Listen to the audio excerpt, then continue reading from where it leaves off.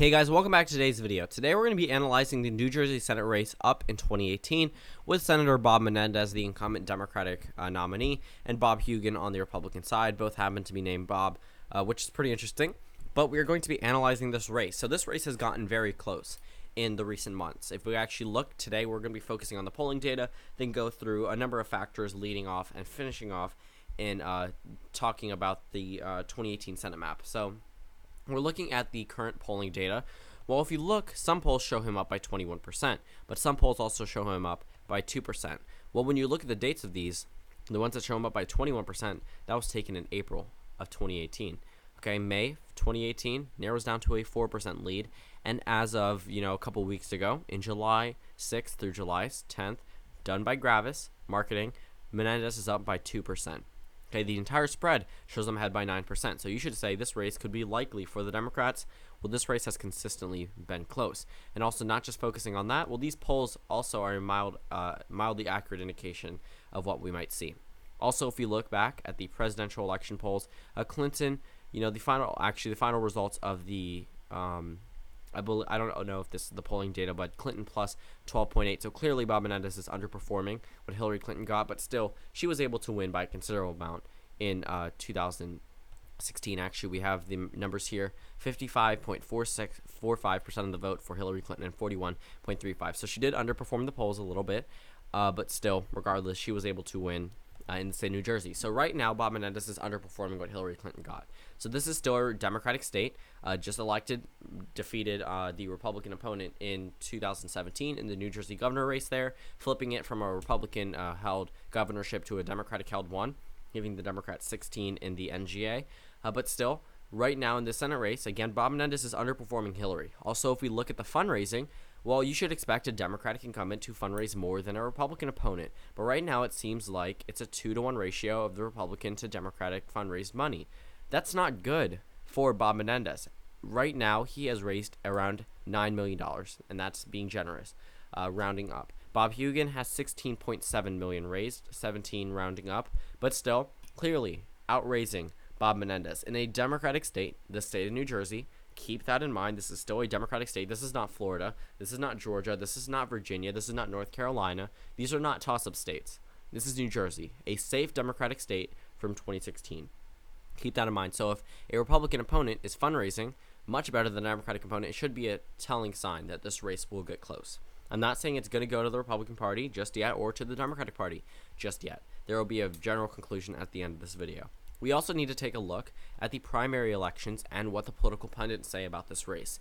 The political pundits currently, almost all of them, except for Real Clear Politics, show this race as likely for the Democrats. Actually, if you see in Fox News even rates this one as likely Democratic, and that is the highest rating given in all of Fox News' map.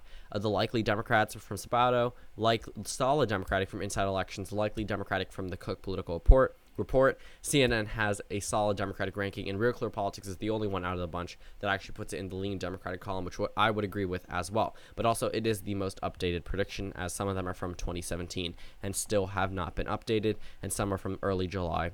And now we have the one from July 21st, which is the one I would trust the most. And also, I said we would look at primaries. So obviously, the Republican primary, not as many voters on the Republican side. Keep in mind, for a Republican to win in New Jersey, no New Jersey Democrats are flipping from the Democratic side to the Republican Party just to vote in a primary. The same thing goes for Tennessee. A lot of people want me to analyze the primary turnout in Tennessee. Well, this is not a swing state. Primary turnout doesn't really matter unless it comes down to states like West Virginia, where the Democrats have a higher percentage of Democrats than they do Republicans. States like New Jersey and Tennessee are both solid Democratic or Republican states based off what state they are, and there are not going to be any Democrats flipping to the Republican side just to vote in a primary. They would probably cross over as a Democrat voting for a Republican, as many people did in the Rust Belt in 2016, but none of them, like in Tennessee, are probably going from the Republican side just to affiliate as a Democrat, just to vote for someone they already know would win a primary, and then did win the primary with 90% of the votes. So again, that's not really that accurate of an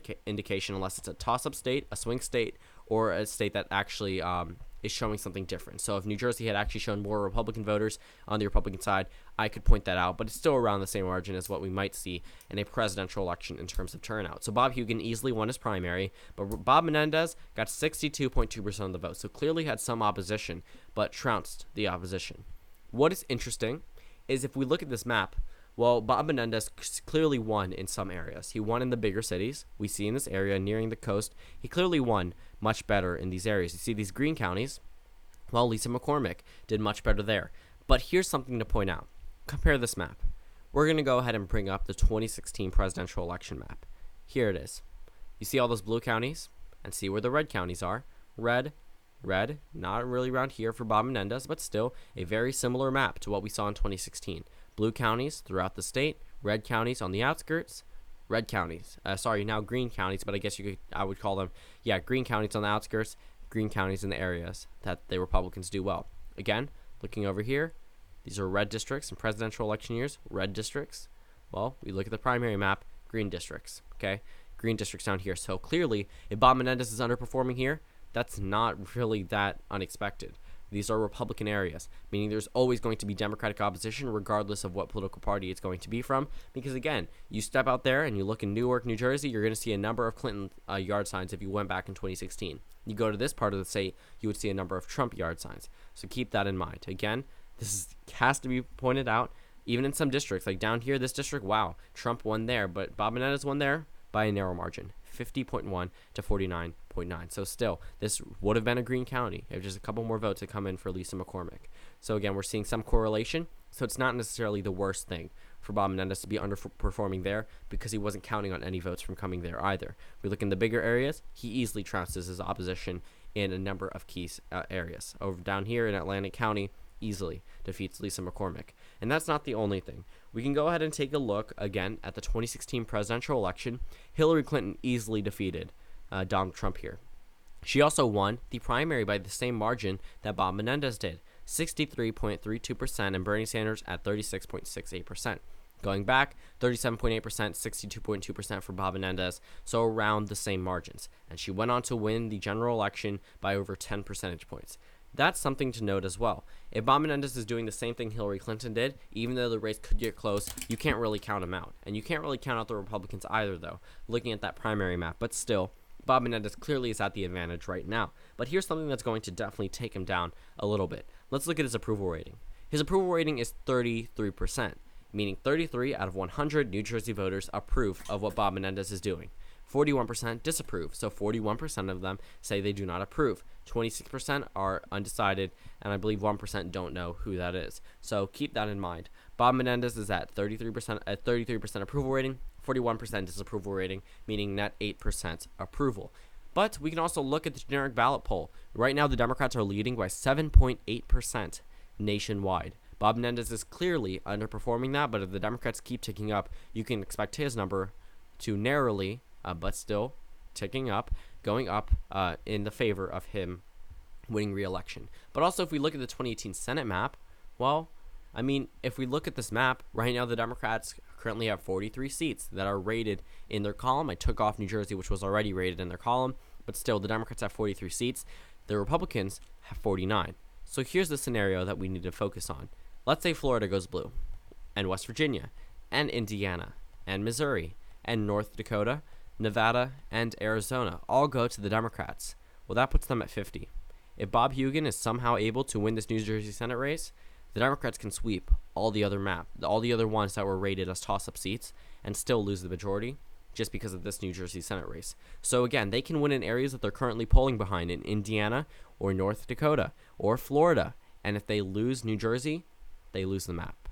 Keep that in mind. So the Democrats probably aren't going to let New Jersey slip through their cracks. If they're winning in Missouri and they're winning in Arizona and Nevada, they're probably not losing in New Jersey at this point in time. Even though fundraising may seem like the Republican Party is doing better, when it comes down to it, we're looking at the fundraising numbers. Cool. Bob Hugin is outperforming Bob Menendez in terms of raising money. But also, if we look at the polling numbers, still don't see a poll that shows Bob Hugin ahead. Yes, the race could get close, but just because it's close doesn't mean it still won't be a victory. You can still win an election by 2% and still be a win. That would still be something that would help the Democrats, regardless. Also, if we take a look at where the pollsters rate it, Well, most of them are likely Democratic, even though some are later. Even some put them in the leaning column, even as I'm making this video right now. Right now, we're looking at the New Jersey numbers in the primaries. Well, right here, where Bob Menendez is underperforming in terms of the Democratic primary, these are Republican counties, so areas he wasn't even counting on voters anyway. So it really doesn't matter to him there. We're looking at the presidential election. Clinton won around the same margins he did in the New Jersey primary for the Democratic Party. So still keep that in mind. She likely would do similar to what Bob Menendez is doing now, considering they were both considered corrupt by the Republican Party at a point in time, and also their approval rating was pretty low nationwide, as it is for Bob Menendez at 33% to 41% disapproval rating. But keep in mind, 26% of voters did not answer that question fully. So that means this state is still a Democratic state, which means a number of these undecided voters are probably going to be Democratic voters by the end of the day. And with Democrats ticking up in the generic ballot poll, leading by 7.8% today, we can expect the Democrats to narrowly win in the New Jersey Senate race come 2018. And also, if you look at the map, we need to reset it, but still, New Jersey likely or leaning in the Democratic column. I'm not saying this is going to be a landslide for Bob Menendez, but you can expect a narrow victory for him. So thank you guys for watching this video. Comment down suggestions below, and I will see you all tomorrow.